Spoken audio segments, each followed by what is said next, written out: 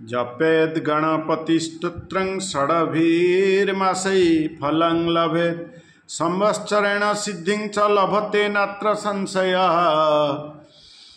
अष्टभ्यो ब्राह्मणेभ्यश्च लिखित्वा यः समर्पयेत् तस्य विद्या भवेत् सर्वा गणेशस्य प्रसादतः। नमस्ते दिव्यात्मन। आज आमे पुणी एक नूतन विषय आलोचना करिबा, जहा कि योग। ये योग कहिले कौन? योग कहिले एभली एक कौशल जहाद्वारा आमे से शून्य अवस्था को प्राप्त हो। शून्य शून्य कहले भगवान, शून्य ब्रह्म कही आमे शून्य ब्रह्म, भगवान हेले शून्य ब्रह्म। तेणु आमे से जो शून्य अवस्था को प्राप्त हवा को मध्य आमे योग बोली कहि परिबा। योग तो अनेक प्रकार रही, हठ योग रही, राजयोग रही, अनेक प्रकार योग रही। तो से शून्य रे जोड़ी हेले हम कौन लाभ हो? योग द्वारा आम से शून्य अवस्था को प्राप्त हो। से शून्य कहले भगवान। जमती तुम्हें जदि एक अच्छा तुम शून्य जोड़ी हो गला ताल तुम्हें हो गला 10। तुम्हें जदि 100 अच्छा तादे शून्य जोड़ी हो गला तुम्हें हो गला 1000। ई शून्य जेते जेते तुम्हें योग करी करी जाउथिबो सेते सेते शून्य तुम सहित जोड़ी हो जाउथो। तुम्हें जदि 0 थिबो सी बढ़ी बढ़ी केतबेले तुम्हें 1000 लक्ष पावर हो जिवो तुम जानि परिबो नै। तेणु योग आमको ए भली अवस्था को नहीं जाए, अपूर्ण रु पूर्णता को नहीं जाए। योग द्वारा मु पूर्णता लाभ करि परिबी बा आमे पूर्णता लाभ करि परिबा। तेणु जमती पूर्ण रु पूर्ण काढ़ी नेले पूर्ण रही जाए। तेणु से अवस्था जितेबाला थरे जने लाभ करे सेतेबाला ता पाखे सुख और दुख बोली किछि न थाए। जब गीतारे श्लोक कही जंग लब्धा चापरंग लाभं मन्यते नाधिकं तत जस्मिन् स्थितो न दुःखेन गुरुणापि विचाल्यते। जहाँ को लाभ कले आउ किछि लाभ करने को इच्छा हुए ना। जो स्थिति रे थरे पहुँची गले जिते बड़ दुख ताको विचलित करि पारे ना। तेणु 0 होची यदि आमे ताको गणित हिसाब से देखिया 0 रु जदि आमे बाँ पटू को जीवा नेगेटिव, 0 रु डाहाण पटू गले पॉजिटिव। संसार रे देखा जाए जहाँ पाखरे अधिक धन अच्छी से बहुत ताको पॉजिटिव बेले हम धरिबा। अधिक धन, अधिक सुख शांति, खूब माने धनर प्राचुर्य जहाँ पाखरे अच्छे आम ताको पॉजिटिव जदि नबा। सेमती जड़े पाखरे दुख माने धन नथिबा, ता पाखरे कोनोसी भोग्य वस्तु नथिबा ताको आमे नेगेटिव बोली यदि करिबा। 0 ठारू जेतेबेले नेगेटिव को जणे जाउची सी दुखी हो जाउची, तो पॉजिटिव को जणे गले सी सुखी हेले मध्य ता भीतर मध्य दुख आसुची। किंतु 0 रे ना सुख अच्छी ना दुख अच्छी, एठी केवल आनंद ही अच्छी। एठी भगवान अछंती। तेणु जन पाखरे धन नहीं से कहूँ मु तो निर्धनी, जन पाखरे अत्यधिक धन तार हार्ट माने हार्ट बेमारी, तार विभिन्न प्रकार रोग, हृदरोग, डायबिटीज, ब्लड प्रेशर अत्यधिक खाई तार मोटापा हलाणी, तार निद्राहीनतार धन अधिक हबार ताकू भय धनर भय काले चलीज से निद्राहीनता होकर विभिन्न प्रकार रोग ग्रास कलानी। तेणु से भी सुखरे नहीं। धन जहाँ पाखे नहीं से सुखरे नहीं, धन जहाँ पाखे अधिक अच्छी से भी सुखरे नहीं। जदि बाहर को देखा जाउची सी सुखरे अच्छी किंतु से वास्तव सुखरे सी नहीं। तेणु ये 0 अवस्थाटी बा शून्य अवस्था होची आमर निजर अवस्था, जहाँकि योग आमको प्रदान करे। तेणु योग एभली एक अवस्था आमको नहीं पहुँची जाए। आमको ये शून्य अवस्था समस्तंकर ଯେତେବେଳେ ଆମେ ପିଲା ଥିଲୁ ସେ ଅବସ୍ଥାରେ ଆମେ ଥିଲୁ, କିନ୍ତୁ ଯେତେବେଳେ ବଡ଼ ହେଲୁ ଧୀରେ ଧୀରେ ଆମ ଭିତରେ ସେ ମୋହ ମାୟା ଆମ ଭିତରେ ଲାଗିକିରି ଆମକୁ ଦୁଃଖ, ମୁଁ ଆଉ ମୋର ଭିତରେ ମୋତେ ଦୁଃଖ ଲାଗିଲା। ତ ଯୋଗ ଦୁଇ ପ୍ରକାର, ଗୋଟିଏ ହେଉଛି ହଠ ଯୋଗ। ରାମଦେବ ଯେତେ ଆସନ ଗୁଡ଼ିକ ଆମେ ତ ହଠ ଯୋଗ ଅନ୍ତର୍ଗତ। ରାମଦେବ ବାବା କ'ଣ କଲେ, ଏଇ ଯୋଗକୁ ରୋଗ ଭଲ କରିବା ପାଇଁ ପ୍ରୟୋଗ କରି ସେ ବହୁତ ସଫଳ ହେଲେ। କାହିଁକି, ଆମେ ଯଦି ଯୋଗ କହିବା କାହାକୁ କରିବା ପାଇଁ ଲୋକ କରିବେ ନାହିଁ, କିନ୍ତୁ ସେ କହିଲେ ଯେ ରୋଗ ଭଲ ହେବ, ତେଣୁ ସବୁ ଲୋକ ଯୋଗ କରିବାକୁ ଲାଗିଲେ। ଯାହାର ଯେଉଁ ରୋଗ ଅଛି ସେଥିପାଇଁ ସେ ଯୋଗ ସବୁ ଆରମ୍ଭ କରିବାକୁ ଲାଗିଲେ। ଯାହା ହେଉ ଯୋଗର ଆଦୃତ ଘଟିଛି ବର୍ତ୍ତମାନ ଲୋକ ସମାଜରେ। ତେଣୁ ଯୋଗ କ'ଣ କରେ, ଅଶାନ୍ତ ମନକୁ ଶାନ୍ତ କରେ। ଯଦି ମନ ଅଶାନ୍ତ ହୁଏ ତାହେଲେ କ'ଣ ହୁଏ, ଆମ ଭିତରେ ନେଗେଟିଭ୍ ଭାବନା ଆସେ। ଏଇ ନେଗେଟିଭ୍ ଭାବନା ଯେତେବେଳେ 45 ହେଇଯାଏ, ଧୀରେ ଧୀରେ ଭାବନା ବଢ଼ି ବଢ଼ି ଯେତେ ଅଧିକ ଭାବନା ହୁଏ ସେତେବେଳେ ନେଗେଟିଭ୍ ଭାବନା ଗୁଡ଼ିକ ଆସେ। 45 ହେଇଗଲେ ମଣିଷ ଜଣେ କୋମାକୁ ଚାଲିଯିବ। ଯୋଗ ଆମ ଭାବନାଟାକୁ କମ୍ କରିବାକୁ ସହାୟକ କରେ ବା ଶୂନ୍ୟ ଅବସ୍ଥାକୁ ନେଇଯାଏ, ଭାବନା ଶୂନ୍ୟ ଅବସ୍ଥାକୁ। ତେଣୁ ଯୋଗ ରୋଗମୁକ୍ତ କରେ, ମନକୁ ଶାନ୍ତ ଦିଏ। ପ୍ରତ୍ୟେକ କାମ ପାଇଁ ଯୋଗର ଆବଶ୍ୟକତା ରହିଛି। ଯୋଗ କଲେ ଯେଉଁ କାମର ଆମେ ସଫଳତା ହେଇପାରୁନେ ସେ କାମ ନିଶ୍ଚିତ ଆମେ ସଫଳତା ଲାଭ କରିପାରିବା। କାହିଁକି ନା ଯୋଗ ଆମ ମନକୁ ଶାନ୍ତ କରେ। ଜଣେ ବିଦ୍ୟାର୍ଥୀ ତାକୁ ପାଠ ପଢ଼ିବା ପାଇଁ ଯୋଗର ଆବଶ୍ୟକତା ରହିଛି। ଯଦି ବିଦ୍ୟା ସେ ଅଧ୍ୟୟନ କରିବ, ତା ମନ ଯଦି ଅଶାନ୍ତ ହେବ ସେ ବିଦ୍ୟାକୁ ଅଧ୍ୟୟନ କରିପାରିବ ନାହିଁ। ଜଣେ ଖେଳାଳି, କ୍ରିକେଟ ଖେଳାଳି ଯଦି ଖେଳିବାକୁ ତା ଭଲରେ ତା ମନ ଅଶାନ୍ତ ହେବ, ତାକୁ ଦେଖାଯିବ ନାହିଁ ବଲ୍ଟି ଆସୁଛି ସେ କେଉଁ ଦିଗରେ ଯାଉଛି, ସିଏ ତାକୁ ଠିକ୍ସେ ମାରିପାରିବ ନାହିଁ। ତେଣୁ ଯୋଗ ମାଧ୍ୟମରେ ତା ମନ ଶାନ୍ତ ହେବ, ତେଣୁ ସିଏ ଗୋଟେ ଭଲ ଖେଳାଳି ହେଇପାରିବ। ତେଣୁ ଭଲ ପାଠ ପଢ଼ି ଜଣେ ଭଲ ମଣିଷ ହେଇପାରିବ, ଜଣେ ଚରିତ୍ରବାନ ମଣିଷ ହେବ। କାରଣ ଯୋଗ କରିବା ଦ୍ୱାରା ଆମର ନେଗେଟିଭ୍ ଥଟ୍ ଆମ ଭିତରେ ପ୍ରବେଶ କରିପାରିବ ନାହିଁ। ତେଣୁ ଜଣେ ଛୋଟ ପିଲାକୁ ଆମେ ଯୋଗ ଶିଖିବା ଦରକାର। ଆମେ ଭାବୁ ଏ କେବଳ ବଡ଼ ଲୋକଙ୍କ ପାଇଁ ଯୋଗ, ନା, ପିଲାବେଳୁ ହିଁ ପିଲାଙ୍କୁ ଯୋଗ ଶିକ୍ଷା ଦେବା ଦରକାର। ଯାହାହେଲେ ସେମାନେ ଗୋଟେ ସଂସାରରେ ଗୋଟେ ଭଲ ମଣିଷ ହେବେ। ସମସ୍ତଙ୍କୁ ଗୀତା ମଧ୍ୟ ପଢ଼ାଇବା ଦରକାର। ଭଗବାନ ମଧ୍ୟ ଅର୍ଜୁନକୁ କହୁଛନ୍ତି, ହେ ଅର୍ଜୁନ, ତୁମେ କର୍ମ କଲାବେଳେ ଯୋଗସ୍ଥ ହିଁ କର୍ମ କର। ତେଣୁ ଯଦି ପିଲାବେଳେ ଆମେ ପିଲାଙ୍କୁ ଯୋଗ ବିଷୟରେ ନ ଶିକ୍ଷା ଦେବା, ସେ କିଭଳି ଯୋଗସ୍ଥ ହିଁ କର୍ମ କରିବେ? ଅର୍ଜୁନକୁ ଭଗବାନ କହୁଛନ୍ତି, ଯୋଗସ୍ଥ କୁରୁକର୍ମାଣି ସଙ୍ଗଂ ତ୍ୟକ୍ତା ଧନଞ୍ଜୟ ସିଦ୍ଧ ସିଦ୍ଧୌ ସମଭୂତ୍ୱା ସମତ୍ୱଂ ଯୋଗ ଉଚ୍ୟତେ। ତେଣୁ ହେ ଅର୍ଜୁନ, ତୁମେ ଯୋଗସ୍ଥ ହିଁ କର୍ମ କର। ତୁମେ ଅର୍ଡ଼ିନାରୀ ଲୋକ ଭଳି ବା ସାଧାରଣ ଲୋକ ଭଳି ତୁମେ କର୍ମ କର ନାହିଁ। ତୁମେ ଜଣେ ଅତି ଉଚ୍ଚ ସ୍ଥିତିରେ ଥିବା ମନୁଷ୍ୟ। ତେଣୁ ତୁମେ ଯୋଗସ୍ଥ ହିଁ କର୍ମ କର। ଯୋଗସ୍ଥ କୁରୁକର୍ମାଣି ସଙ୍ଗଂ ତ୍ୟକ୍ତା ଧନଞ୍ଜୟ। ସଙ୍ଗକୁ ଛାଡ଼ିକିରି ତୁମେ ଯୋଗସ୍ଥ ହିଁ କର୍ମ କର। ସିଦ୍ଧ ସିଦ୍ଧ ସିଦ୍ଧୌ ସମଭୂତ୍ୱା ସମତ୍ୱଂ ଯୋଗ। ସିଦ୍ଧି ବା ସଫଳତା, ଅସିଦ୍ଧି ବା ବିଫଳତା, ସିଦ୍ଧ ସିଦ୍ଧୌ, ସିଦ୍ଧି ଆଉ ଅସିଦ୍ଧି ଭିତରେ ତୁମେ ସମତା ରଖ। ଦୁଃଖ ଆସିଲା ଲୋକ ଭାଙ୍ଗି ପଡ଼ନ୍ତି, ସୁଖ ଆସିଲା ଲୋକ ମଧ୍ୟ ବହୁତ ଉତ୍ଫୁଲ୍ଲିତ ହେଇକରି ମଧ୍ୟ ଦେଖାଯାଏ। ବହୁତ ସମୟରେ ଅତି ଉତ୍ଫୁଲ୍ଲିତ ହୋଇ ଲୋକଙ୍କର ହାର୍ଟ ଆଟାକ୍ ହେଇଛି। ତେଣୁ ଲୋକ ତ ପରିସ୍ଥିତି ସହିତ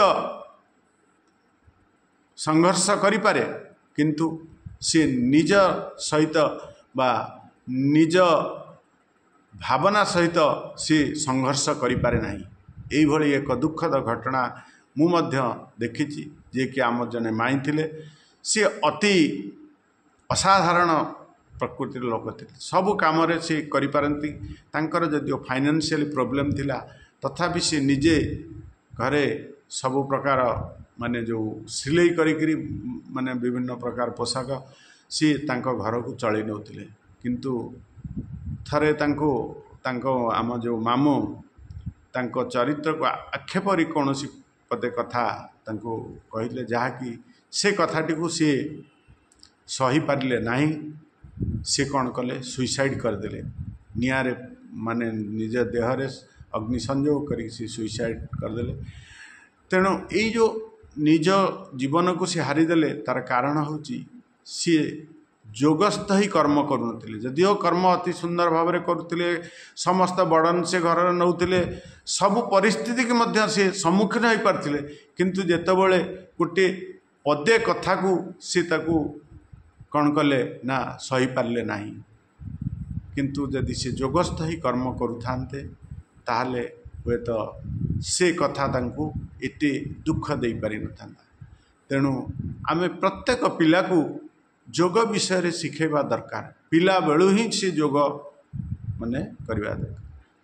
जोग रे भगवान पुणी गीतारे कहते जोग कर्मसु कौशलम जोग होची कर्म करिवार कौशलता सही कर्म आमे करूचे से किंतु एभली कौशल भाव में आमे करिवा से जोगरे परिणत हो जिवो बा आमको सी सफलता प्रदान करिवो आमको सुख प्रदान करिवो। जोग आमको सुख शांति आनंद प्रदान करे आम जीवन लक्ष्य हूँ सब आनंद रहिबा जोग आमको आनंद प्रदान करे। तेणु जोग को आमे छाड़ी आमे जोग ही सब आमे करूचे किंतु आमे जानी पारुने आमे जोग ही करूचे जोग बिना कौन कर्म करने संभव नुहे किंतु ताको बुझिकी कर्म कर से फलटी आमे लाभ कर। तेणु आमे जो कहले जे भगवानकर ईश्वर प्राप्ति हूँ आमर लक्ष्य तेणु से लक्ष्य प्राप्ति करने जोगर एकांत आवश्यकता रही। आजिकाली जदि संसार नष्ट हो जाउची कहीं पिला माने जोग करूना गीतारे भगवान जोग विषय कहिसेंती 18टी जोग अध्याय जोग विषय वर्णना करिसेंती ताको किछि लोक कहती जे 6 अध्याय कर्म आउ 6 हूँ भक्ति आउ 6 हूँ ज्ञान तेणु ये 18टी अध्याय बोली कही 6 3टी भाग विभक्त कराई कि जाओ प्रथम जोग जदि आम देखा गीतारे विषाद जोग गीता को जदि आम देखा प्रथम अध्याय हूँ विषाद जोग जे विषाद जोग जो भगवान ये कर अर्जुन मनरे विषाद आसी कहीं विषाद आसी ना सी देखुं युद्ध क्षेत्र आत्मीय स्वजन मान मारिबा को पड़ो तेणु ये मारिक कौ सुख से लाभ करेंगे तेणु तांकर विषाद आसी से विषाद आम जीवन में विषाद आसे विषाद कहीं आसे ना कामनार पूर्ति नहले इटी अर्जुन चाहूना जे मु ए आत्मीय स्वजन मान हत्या करी आउ किछि व्याख्याकार मध्य वर्णना करती जे ज्ञाति कुटुंब जे ज्ञात ज्ञाति माने कहले जहाँ द्वारा आम ज्ञात हो तांको ज्ञाति बोली कहगला ज्ञात का नाम इंद्रिय मान तेणु भगवान कहते इंद्रिय को संयम करने द्वारा किंतु अर्जुन चाहूना इंद्रिय को संयम करेंगे कहीं इंद्रिय को संयम कले से भोग करें ना तेणु जहाँ हो सी विषय अलग विषय तेणु आज आम जो जोग विषय आलोचना करचे तेणु यही विषाद जोगरु गीतार आरंभ होती तेणु आम भितर मध्य विषाद आसूची आमर भितर विषाद सबुबले चली युद्ध जो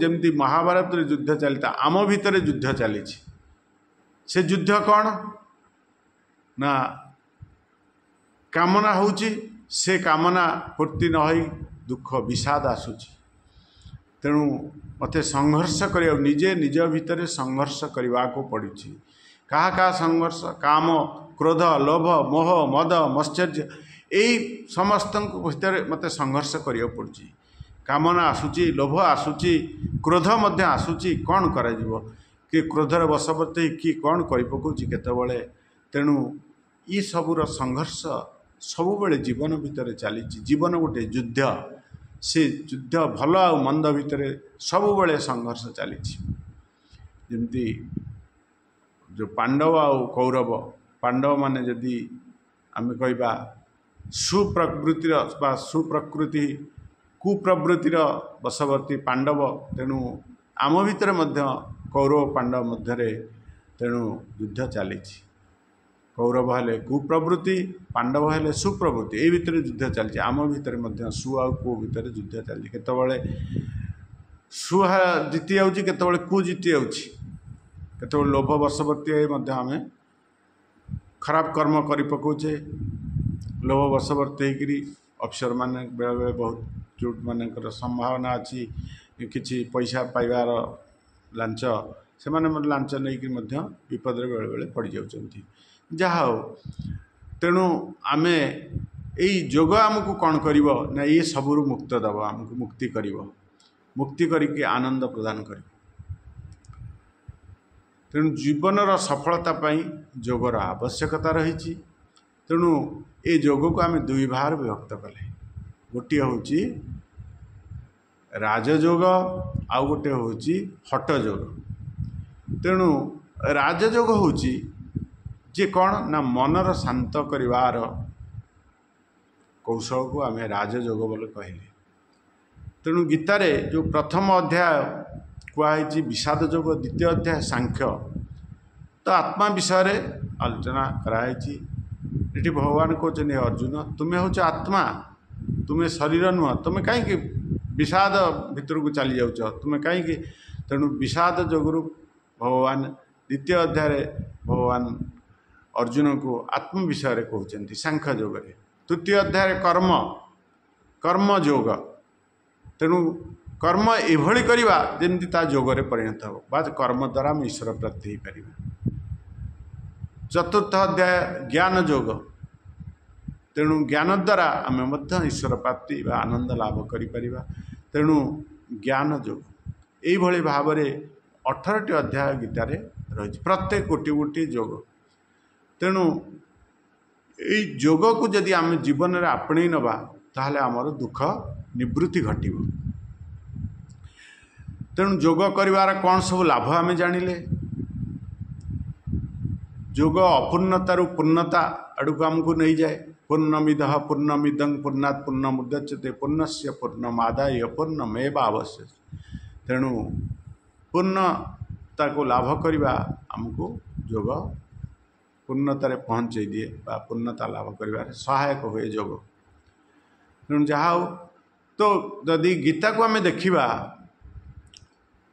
सी 18टी अध्याय मन को किभली नियंत्रण करवा गोटे गोटे सुंदर सुंदर माने दिहाई कौशल दिहाई गीतार गोटे श्लोक अच्छी यथा दीप दीप यथा दीप निवातस्त नेंगते स्वपमास्त जोगिन जतचित जुंजते जोग आत्मन तेणु जड़े जोग पहुँचला बेले केमती जोगरे पहुँचला माने सक्सेस होली जानिबा से कहते दीप जेभली पवन नथिबा स्थान रे सीधा शिखाटी जले से ही मन जेपरी तार शांत हो जाए से मन भितर कौन भावनार स्रोत आउ नाही ताहले जानिबा से लोक जोगरे सफलता लाभ करिछि शनै शनै रूपरमेत बुद्ध्या धुति गृहीतया आत्मशस्तं मनः कुत्ता न किंचिदपि चिंतयेत पुणी गोटे श्लोक से कहले शनै शनै रूपरमेत बुद्ध्या धुति गृहीतया ये जो संसार रो मन को टिके फेरे आनिबा रूप आउ शब्द स्पर्श रूप रस गंध आदि मन को फेरे आनी धीरे धीरे शनै शनै रूपरमेत बुद्ध्या धृति गृहीतया धीरे धीरे निजर शक्ति को वृद्धि करी जोगर शक्ति को वृद्धि करी आत्मशस्त मन न किंचित आत्मस्थ हो आत्मस्थ होकरी जे किछि जतबेले चिंता न करिबा से अवस्था को जोगर सफलता अवस्था कहुई तेणु भगवान को प्राप्त करने को आम समस्ते चाहूँ जोग माध्यम से गीतार पुणी कहुई प्रशांत मनसंहेन जोगिनं सुखमुत्तम उपैति शांत रजसं ब्रह्म भूयाय कल्पते प्रशांत मन जेतबले प्रशांत मन मनसहीन प्रशांत मन हेले कौन हुए ना ताकू सुख मिले। प्रशांत मनसंहेन जोगिनं सुख उत्तमम। तेणु जोगी की उत्तम सुख लाभ करे जितेबाला ता मन शांत हो जाए, प्रकृष्ट शांत प्रशांत। आउ प्रशांत मनसंहेन जोगिनं सुखम उपैति शांत रसम ब्रह्म भूयाय कल्पते। रज गुणता ठारू दूरे जाए, शांत रज गुणटा शांत हो जाए, सी ब्रह्म रे प्रतिष्ठित हो जाए। आउ गोटे श्लोक से कहते जितात्मन प्रशांत परमात्मा समाहित शीतस्म सुख दुखेशु तथा मानपमानय। जितेबाला ये मन उपरे आमर विजय लाभ हुए, जितात्मन प्रशांत परमात्मा समाहित, सेतबेले परमात्मा आम भितर समाहित हो जाती। से परमात्मा आम भितर दृश्यमान हुअन्ति। आम परमात्मा को निज भितर दर्शन करिपारू केतबेले ना जितेबाला आम निजको जीति जाऊ। जितात्मन प्रशांत परमात्मा समाहित शीतोष्ण सुख दुख तथा मानप मानय। शीत उष्ण सुख दुख मान अपमान रे आमर जितेबाला समता स्थिति आसी जाए, आमको कई अपमान करि पारंती नहीं। कहीं ना मु सम्मान चाहे नहीं, मते अपमानित तो कौन कर। सुख दुख मु जितेबाला सुख चाहे नहीं, दुख मते किछि करि पारे नहीं। मु सुख चाहूथिबारु दुख मते विचलित करे, तेणु मु सुख चाहे नहीं, दुख कौन करी। मान अपमान सुख दुख अनुकूल प्रतिकूल, अनुकूलतारे प्रतिकूलतारे मध्य मो स्थिर रुहे, मो मन शांत रुहे। तेणु ये जो मनर अशांत अवस्था को आमे दुख बोली कही था। जमती कहुई सुख बोली जहा जननेत्र जैसे हाथे आसे हाथू पड़िबा पाई से वस्तु नुहे अटई से धूम अन्य नाम तार आकाश कुसुम। सुख बोली कौन सी वस्तु ना। आज जहाँ पाखे सुख अच्छी देखियो किछि दिन पर पुणी से दुखी हो जाइछि। आज ता पाखे गोटे भल घर अच्छी, सी भल घर प्रतिष्ठा करिछि केते खुशी रे, किंतु किछि दिन गला पर सी दुखी। कहीं अरे मु कौन घर प्रतिष्ठा करी घर करथिली, एक ही घर मोठार केते सुंदर घर कर, से घर को देखी सी पुणी दुखी। से गाड़ी किनिथिला खुशी थिला, आज से गाड़ी ताठारु आउरी अन्य लोक भल गाड़ी चढ़ुथिबार देखी सी दुखी। तेणु प्रत्येक समय रे से दुखी, सुखी हो पारुनी। जदि किछि क्षण पाई सी सुख को अनुभव करुची, ए सुख कहले ये कामनार पूर्ति किछि समय पाई तार जो कामना पूर्ति होइची, से कामना पूर्ति हवा परे ता मन टिके शांत हो जाइची। जो अशांत थिला मन कहीं कामनाटा पूर्ण होनी, जेमती कामनाटा पूर्ण होइची सेही किछि समय पाई मन शांत होइची। पुणी ता फळे माने सुख से किछिटा सुख अनुभव करू न करू पुणी ताकू दुख माड़ी बसुची, पुणी नूतन कामना ता भितर बसी पुणी ताकू दुखी करि पकाउछन्ति। तेणु जोग आमको ये दुखर निवृत्ति कराए, ये सुख को प्रदान करे। गीतार प्रथम श्लोक मन उपरे कुआई धृतराष्ट्र वाच। धृतराष्ट्र, धृत कहले चालाक, राष्ट्र कहले शरीर। तेणु धृतराष्ट्र वाच कहले ये शरीर भितर सबुठार चालाक होची मन। तेणु मन वाच बोली कहले भी अत्युक्ति हेब ना। धृतराष्ट्र आ मन हूँ अंध बोली, धृतराष्ट्र ये अंध, मन भी अंध। मन डायरेक्ट देखी पारे ना, आखि द्वारा देखे, कान द्वारा शुणे, आउ पाटी द्वारा खाए, जीभ द्वारा टेस्ट अनुभव करे, नाक द्वारा शुंघे। तेणु इनडायरेक्ट ज्ञान ता पाखे, डायरेक्ट ज्ञान नहीं। तेणु धृतराष्ट्र मध्य निजे सी ज्ञान तांको पुत्र ठारू सी लाभ करथिले।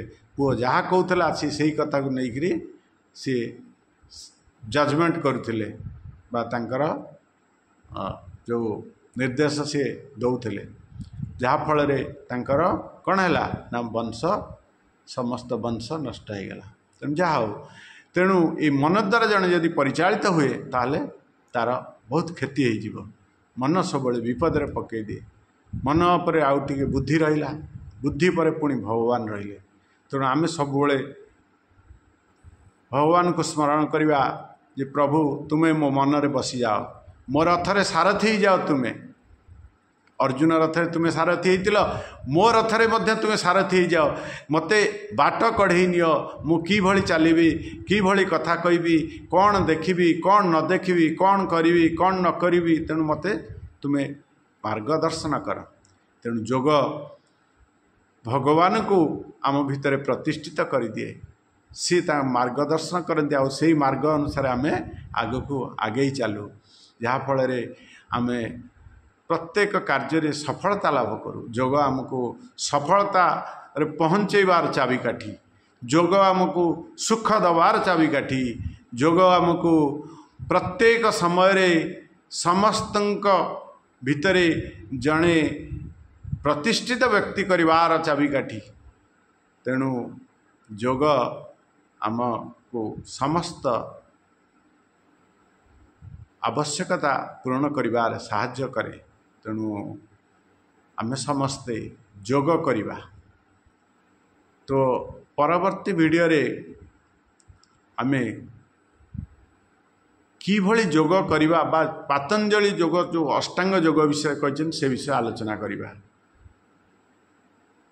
तेणु बहुत जोग विषय रे आलोचना कले सी असीम सी सरीब नहीं सी असीम